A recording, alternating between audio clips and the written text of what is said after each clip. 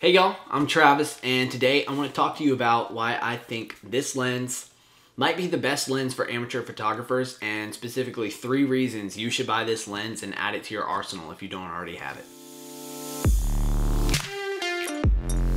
First off, what is this? Well, this is the Canon 50mm 1.8 aperture lens, the nifty 50, great prime lens. Here's a quick close-up look at it. Hopefully the camera focuses well.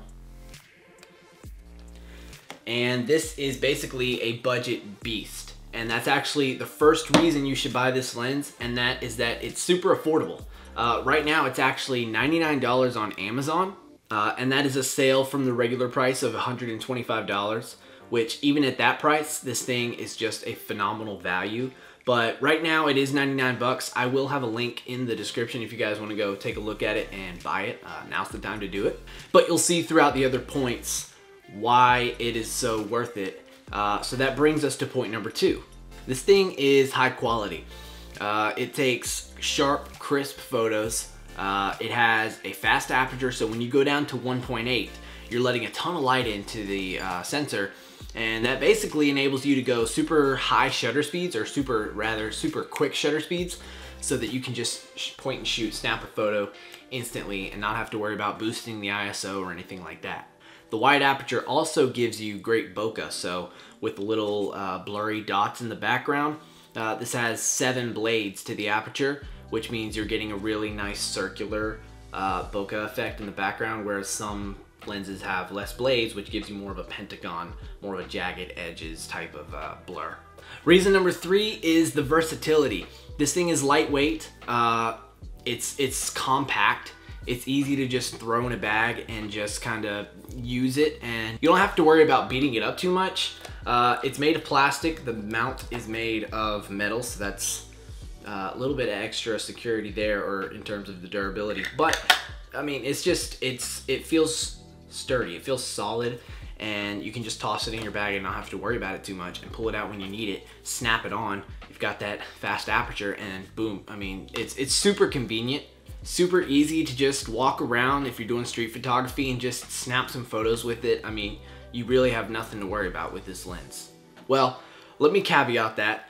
I will say that low light photography can be a little iffy once you start getting into really dark situations. I did some street photography with it at night, and it was mostly good, but there was more noise than I was expecting, because I did have to boost the ISO in some situations. And once you get to about 3.5 on the aperture on this one, you will start having to boost your ISO and start seeing some noise. But at the same time, you can go way below 3.5, and 3.5 is the bottom of most kit lenses. So you're already leagues above those in terms of your versatility with this one. There's also some slight vignetting around the edges of photos once you get to the really wide apertures, but that's really with most lenses, and those 2 things do not cancel out how good of a value this is. They're just like slight complaints that I have that you might want to be aware of. One thing to note is that if you have a APS-C sensor camera as opposed to a full frame sensor camera, that means that you have a crop sensor. So effectively your camera is already zooming in 1.6. So basically take any focal length that you're going to use, multiply it by 1.6, and that's the actual focal length that you'll be effectively getting. So I put this on my crop sensor, my Canon 90D, and that gives me an effective focal length of 80 millimeters, because 50 times 1.6 is 80. Do that with any lens that you have on a crop sensor, and that's what you'll get. So this does become a tighter lens. So in street photography situations, you may have to back up. In any situation, in portrait photography, it's great for all of those things. But if you have a crop sensor, you do need to stand a little further back than you would with a full frame sensor.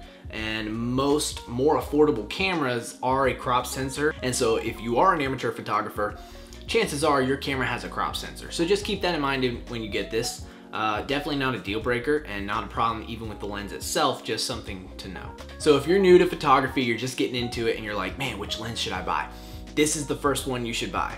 no matter what, I would say that this is the first one you should go to. I'm super happy that this was the first lens that I upgraded to from the kit lens on my camera. That's really all I have to say about it. Again, it's like $99 on Amazon right now, so if you want it, click the link in my description. It's an affiliate link, and I mean, just go buy the lens. Like, you won't regret it. I don't know, I fidget a lot, so I like to, it's easy to kind of just play around with it in my hands. And it's not a $2,000 lens that I'm freaking out about, you know. That's all I got for this video, guys. Thanks so much for watching. Hope it was helpful, hope you enjoyed it, and if you want to see more, maybe subscribe to my channel. I'd appreciate that, and hopefully I'll see you guys later.